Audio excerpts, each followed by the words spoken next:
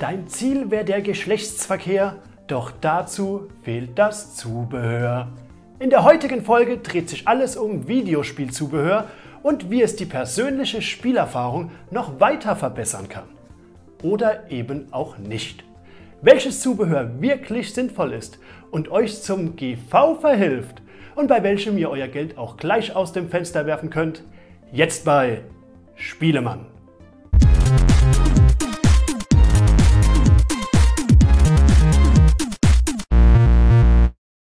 Unter Videospielzubehör versteht man Komponenten, die sich meist außerhalb der Konsole befinden. Also alles, was sich mit ihr oder dem Controller verbinden lässt. Noch einfacher, was nicht unmittelbar zum Lieferumfang der jeweiligen Konsole gehört, bezeichnen wir als Zubehör. Ganz grob lässt sich Videospielzubehör in 3 Kategorien unterteilen. Erstens Controller, also beispielsweise Arcade-Sticks, Lenkräder, Flugsimulatoren-Joysticks oder Gitarrencontroller. Zweitens Gadgets wie dem Gameboy-Printer, Amiibo-Figuren oder Cheat-Modulen. Und drittens abgefahrenem Schnickschnack, wie zum Beispiel Xbox Kinect, dem Sega Activator oder der PSVR. Apropos PSVR, seitdem ich herausgefunden habe, dass es dafür auch Spiele gibt und man damit nicht nur VR-Porn konsumieren kann, hat mein Glied wieder häufiger Pause. Videospielzubehör ist fast so alt wie die Menschheit selbst. Als Beispiel sei hier die Rifle für das Magnavox Odyssey-Spiel Shooting Gallery genannt, dessen Lightgun-Prinzip sich auch bei heutigen Shootern oder in Arcade-Hallen noch finden lässt. Auch Zubehör wie die PS2 iToy-Cam haben der Art und Weise, wie man spielt, eine neue Facette hinzugefügt. Mittlerweile haben sich zahlreiche Firmen auf die Produktion und den Vertrieb von Videospielzubehör spezialisiert. Dabei haben sie erkannt, dass man den Spielern das Zubehör vor allem dann andrehen kann, wenn man ihnen damit auch ein Gefühl verkauft. So versuchen die Hersteller heute mit bekannten E-Sportlern für ihre Produkte zu werben, ganz nach dem Motto: Kauf dir unseren Kram und du wirst genauso gut wie wir.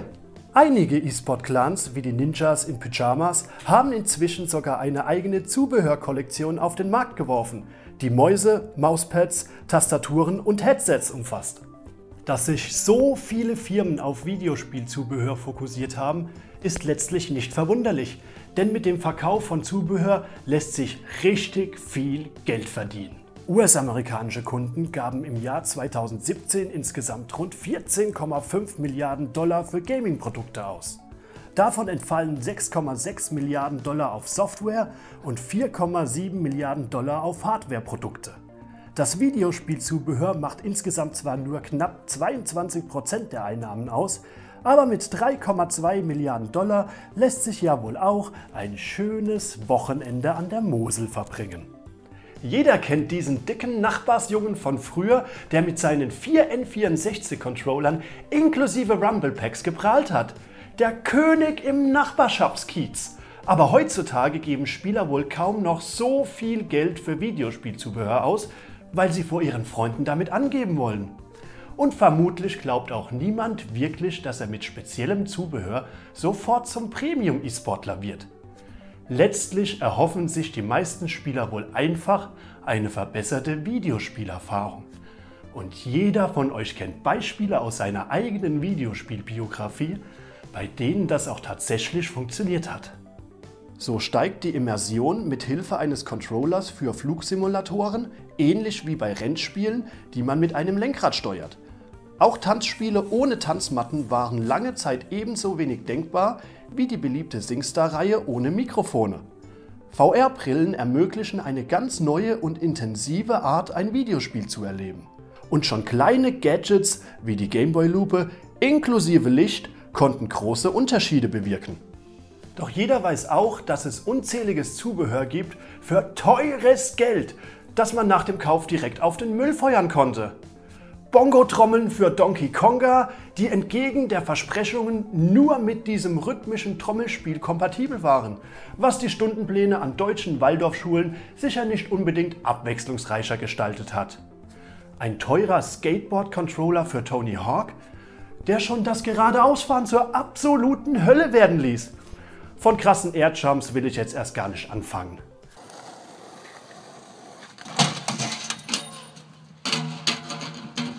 Oder auch der Guitar Hero Adapter für den Game Boy Advance. Denn wer wollte nicht schon immer einmal unterwegs in der Straßenbahn richtig abrocken?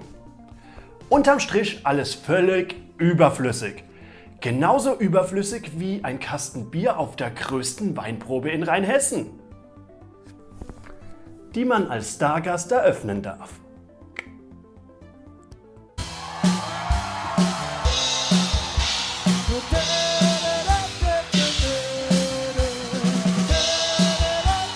Einen wunderschönen guten Abend, ihr im Barrique gereiften Spitzenjahrgänge.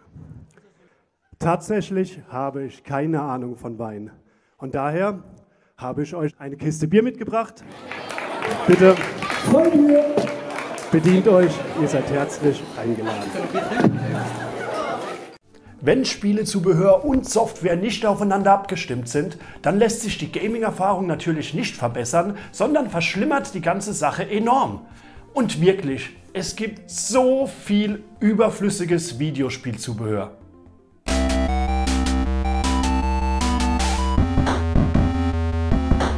In meinen heutigen Flop 5 werfe ich einen Blick auf das überflüssigste Videospielzubehör, das jemals das Licht der Welt erblickt hat. Auf Platz 5 landet der Resident Evil Kettensägen-Controller für die PlayStation 2. Klar, man könnte sagen, dass das Ding doch eher für die Vitrine gedacht gewesen sei. Aber warum zur Hölle verbaut man in diesem Monster dann einen voll funktionsfähigen Controller? Wer diesen Controller tatsächlich zum Spielen genutzt hat, hat seinen Gamecube auch am Tragegriff durch die Nachbarschaft getragen. Auf Platz 4 wird es sportlich. Das Ultimate Sports Kit 8-in-1 von Hama sollte die Erfahrung beim Spielen von Wii Sports verbessern. Mit Plastik. Mit viel Plastik. Der Golfaufsatz sieht aus wie ein Instrument von Professor Dr. Zahnarzt, der Tennisschläger wie eine Fliegenklatsche und das andere Plastikding wie das Ding aus der einen Schublade bei Mutter, die man für sein eigenes Seelenheil besser niemals geöffnet hätte. Das Ultimate Sports Kit 8-in-1 sieht also erstens beschissen aus, fühlt sich zweitens billig an und drittens... It comes with a Wii remote right here, and actually there are lots of different accessories that go on that Wii remote. This one right here that you see I'm using is the tennis racket. So you can see right here, I'm getting ready to serve. All I do is throw that ball up in the air, and when oh, jeez, and there goes the tennis racket. Und drittens zerstört es deine Zimmereinrichtung. Uns ist aus alten Meeren Wundersvill geseit. Mythen und Legenden ranken sich, ähnlich wie bei der Nibelungensage, um den dritten Platz auf dem Flop-Podest, den Powercloth für das NES, der natürlich auch in dieser Flop 5 nicht fehlen darf. Vermutlich gibt es keine Flop-Liste im Internet, die ohne den Powercloth auskommt. Daher nur kurz. Der Gedanke, ein Videospiel mit Hilfe eines Handschuhs zu steuern, ist nicht nur absurd, sondern auch ein kleines bisschen dumm. Selbst O.J. Simpson hätte sich diesen Handschuh nicht angezogen.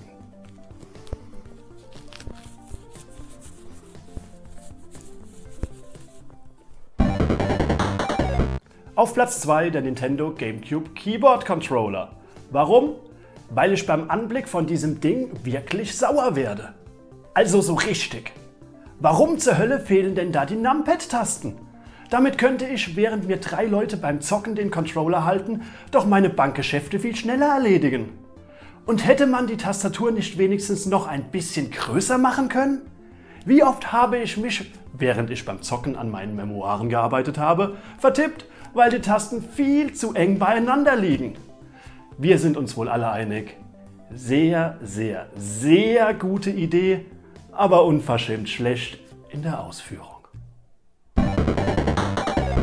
Wie oft habt ihr euch schon darüber geärgert, dass ihr beim Rafting-Abenteuer, einem Minispiel in Kinect Adventures für die Xbox One, zwar euren Charakter in einem roten Gummiboot stehen seht, ihr beim Blick auf eure Füße aber deprimiert feststellen musstet, dass ihr selbst nicht in einem roten Gummiboot steht? Die BTEC hat dieses Problem mit dem Play-on Gameboat Gott sei Dank gelöst. Was kann das aufblasbare Gummiboot? Nichts. Absolut nichts. Nun ja, Außer, dass ihr nun während eurem Rafting-Abenteuer auch tatsächlich in einem roten Boot stehen könnt. $40? Schnapper! Welches überflüssige Videospielzubehör findet sich in euren Müllkisten im Keller? Habe ich in den Flop 5 etwas Wichtiges vergessen? Dann ab in den Kommentarbereich. Ich freue mich über eure persönlichen Videospielzubehör-Lowlights.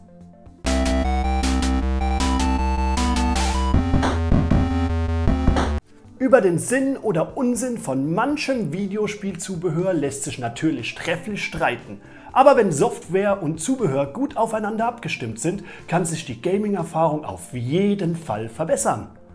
Oder ihr sogar eine neue Facette hinzufügen. Anspruch und Wirklichkeit liegen aber letztlich leider doch oft weit auseinander. Apropos Anspruch und Wirklichkeit. Ich finde ja, dass Spielemann das beste Format auf YouTube ist. Das Beste. Mit Abstand. Auch international und regional auch.